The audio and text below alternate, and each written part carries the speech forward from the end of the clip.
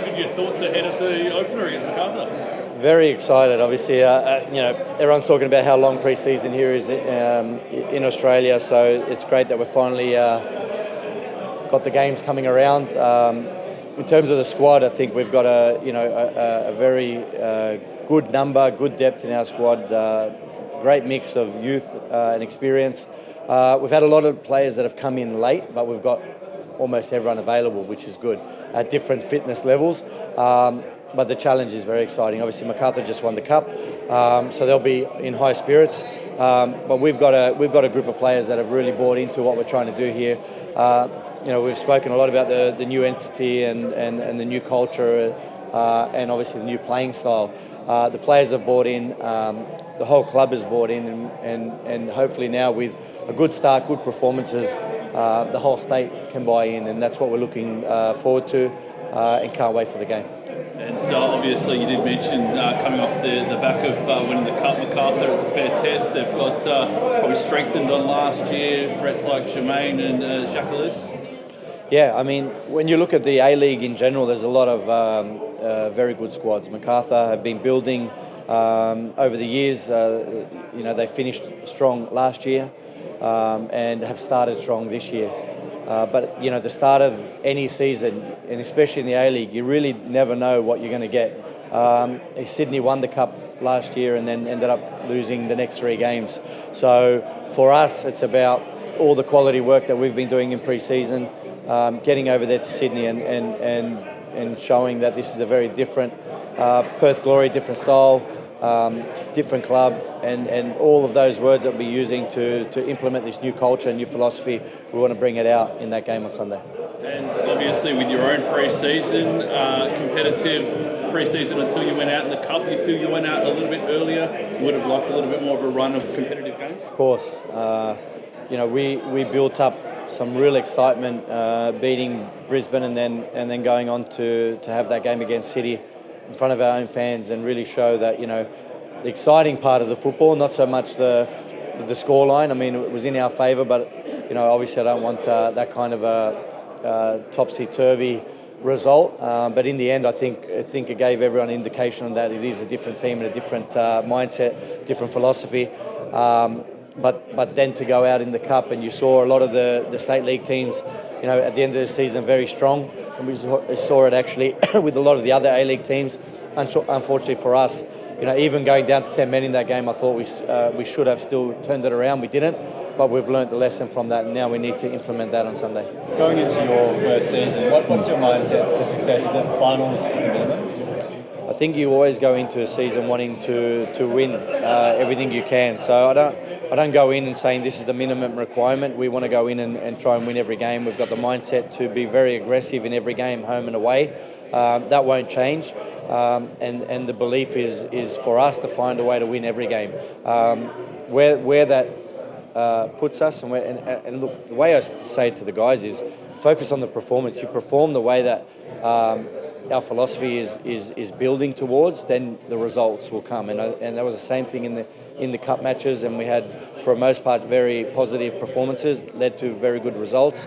And that's the mindset going into the season. I guess coming where you came from last season, how hard is it to kind of lift the spirits again and get them believing that they could potentially do something special? Everything's new, so there's no reference to anything other than this is totally new culture and entity. And I know everybody here in Perth and Western Australia maybe have seen similar things, but I don't think you've seen the change of ownership, which has brought about the massive changes that you see within the whole entity. So administration, obviously the coaching staff, and then the playing staff is very, very different. So it's only looking forward, it's only looking at how we can get the whole state to embrace what we're doing, and really get a following that's going to be the envy of the A-League. Yeah, and I guess to the doubters, a lot of boys come from overseas. What would be your message to that? The doubters?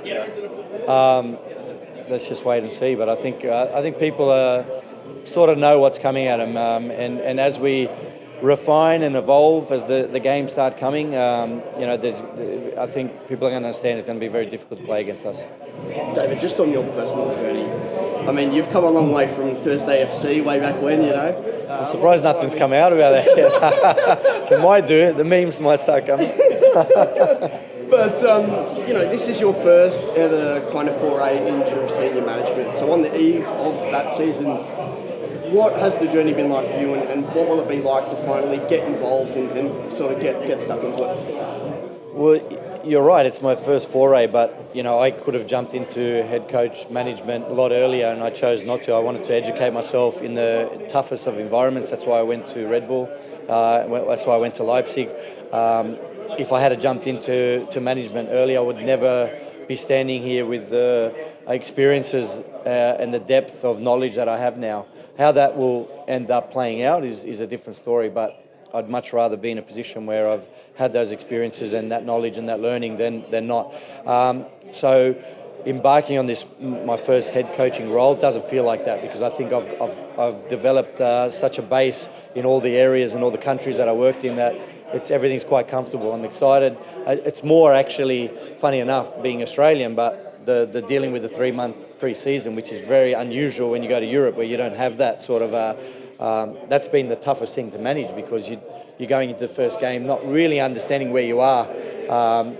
So I think we're in a good place, but there's still a few question marks that we're going to have to wait and see, especially because we don't have the amount of games in pre-season as other teams do. But I still think that we're in a very, very good place, and we're going to start the season very strong. The messaging sounds very similar to what we've had the last 4 seasons, which is scarcity as Yeah. Is there anything you'd say that why it's different now, or do you just have results? Well, the results are part of it, but the philosophy that we implement is going to be very different, and it's very different because of where I went to learn it. So, and I think I mentioned, you can say we want to play attractive, we want to play this. That's fine, and there's many versions of that. But I don't shy away, and I'm very proud of having learnt from Ralph Rangnick and the Red Bull system and trying to implement that. And they're also proud to see that I'm able to implement what they taught. So it's a much different history that I'm bringing, and it's delivering a philosophy that I learnt overseas and making sure that that's evident in the game. So that's going to be different. The results, that's always going to be where you're measured by, but the actual philosophy and the way we play and the style of play will be very, very distinct and something different to what you're used to.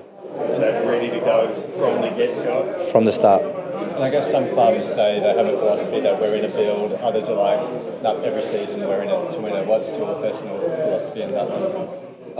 The philosophy should drive winning culture and winning games. So that it's not just about let's play football and everybody should be entertained by just the football. The football should drive results, winning culture, winning games, winning environment, and a winning city, and that's what we're all about. And yeah, the messages are similar from all coaches, but for me it's about the first part. We've changed the style of play, we've changed the culture. We need to keep evolving that and make sure that we keep driving that. And I know that with all that change can often be a little bit of uncertainty, but for us and the playing group, we're very, very clear on what we want to do.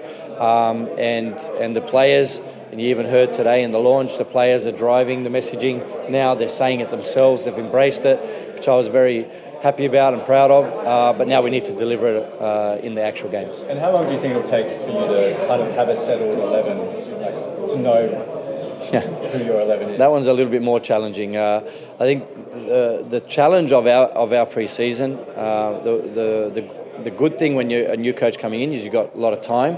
The problem we had this year was that a lot of those players weren't available until a few weeks ago. So the bulk of the squad, well, there's a big core that did all of the work, but there's a lot of players that have come in now. So to have a settled lineup, what that looks like, I don't want to actually.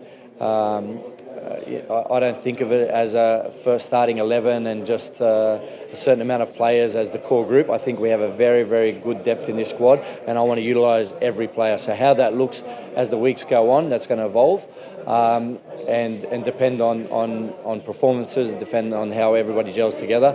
But generally, I want to be using a lot of our depth as weapons to make sure that we stress the opponent, not just in the first minute but in the 90th minute as well. And who won't make it to the line for round one, whether it be through injury or just not fit enough quite yet? There's a couple of guys that like Mustafa Amini he's not fit to start. Nathaniel Blair just picked up a little injury, but generally I think for the most part everybody's ready to go. But there's just some guys that have just started coming back in, and we just don't know how long they're going to last. So they'll be the ones that miss out. But like I said, every week now we've got the bulk of the squad there. So I think there's going to be a lot of good headaches in the coming weeks. And with Musti, what injury is it, and how long do you think it takes? He's had a few niggles in his ankle and his knee. He's been working hard to get right, but at the moment won't be right for the first few rounds. And Blair, what injury and how long do you think? He's had a little tweak in his groin. It's a minor thing. He should be back maybe week 2, if not week 3. I've just one final one on captaincy. I'm guessing that was a pretty easy decision for you. Yeah, I mean, I think the really impressive thing with Tags is that he's embraced at his age a very new way of training and a new philosophy, and that's not easy for the older players to do. And he's totally not only embraced it, but he's led it because him leading that pressing mentality from the front is what will drive everyone behind, and he's really embraced that, especially in the last couple of weeks when we went down to Bunbury and Albany. We played the Jets. It was very, very evident there, and I was very pleased with how he, not only on the park but off the park, was leading the group and bringing them together. And I'm looking forward to him doing that during the season. Just one last one, if I could. Yeah. Obviously, being a former Socceroo, big one tonight. Obviously, Popper in charge. How do you see the Aussies going over there? Well, I think it's a very fresh look now. And you saw in that last game against China, different formation, different players. That fresh look, wakes up everyone, gives everyone a little bit of a new lease of life. And I think we haven't had a good record against Japan, so it'll be also difficult, a little bit more challenging for Japan now playing against different formation, different players. So they'll have to adjust. So I think we've got a good opportunity now to really cause an upset.